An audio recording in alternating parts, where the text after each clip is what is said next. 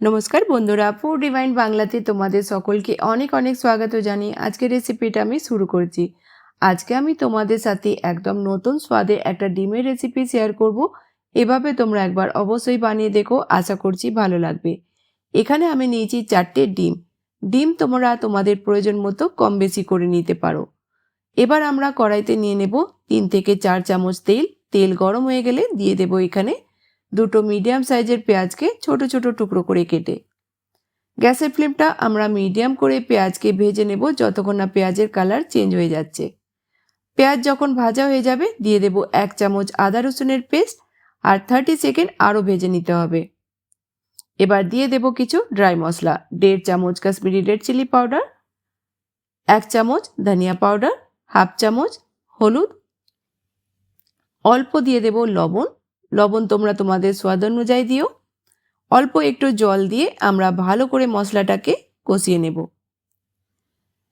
10 মিনিটের মধ্যে তোমাদের এই রেসিপিটা তৈরি হয়ে যায় আর রুটি ভাত যার সঙ্গে মর্জি তোমরা এটা খেতে পারবে। মশলা যখন আমাদের ভালোভাবে কষানো হয়ে যাবে আমরা দিয়ে দেব দুটো মিডিয়াম সাইজের টমাটারকে গ্রেট করে। অল্প একটু জল দেব মশলাতে আর মশলাটাকে 4-5 মিনিট ভালো করে কষিয়ে নেব যতক্ষণ না মশলার সাইড থেকে তেল আলাদা দেখা যাচ্ছে। 4-5 মিনিট হয়ে গেছে, মশলাটা আমাদের ভালোভাবে ভাজা হয়ে গেছে। দিয়ে দিলাম হাফ চামচ গরম মশলা আর হাফ চামচ ব্ল্যাক পেপার পাউডার।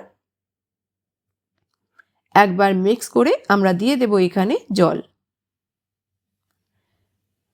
বন্ধুরা, এইভাবে তোমরা একবার রেসিপিটা অবশ্যই ট্রাই করে দেখো, খেতে কিন্তু খুবই টেস্টি হয়। তো হাফ কাপ আমি জল দিয়ে দিলাম। অল্প দিয়ে দেব ধনেপাতা কুচি আর একবার মিক্স করে নেব। যখন গ্রেভিটা ফুটে উঠবে আমরা দিয়ে দেব এক এক করে এখানে ডিম। ডিম দেওয়ার পর আমরা এটাকে নাড়াবো না, প্যানকে কভার করে দেব 3 থেকে 4 মিনিটের জন্য আর গ্যাসের ফ্লেমটা আমরা মিডিয়াম রাখবো। 3-4 মিনিট হয়ে গেছে, আমাদের ডিম ভালোভাবে স্টিম হয়ে গেছে। একবার হালকা হাতে আমরা এইভাবে উল্টে দেব।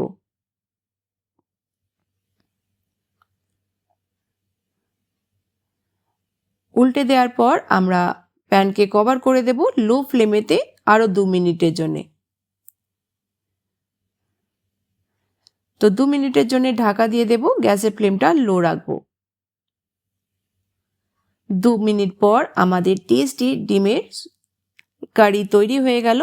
আমরা গ্যাসের ফ্লেমটা বন্ধ করে দেব আর উপর থেকে দিয়ে দেব আরও একটু ধনেপাতা কুচি। তোমরা দেখেই বুঝতে পারছো এটা খেতে কতটা টেস্টি হবে। তো বন্ধুরা, আজকের রেসিপিটা তোমরা অবশ্যই ট্রাই করে দেখো আর কমেন্ট সেকশানে বলতে ভুলো না যেন তোমাদের কেমন লাগলো।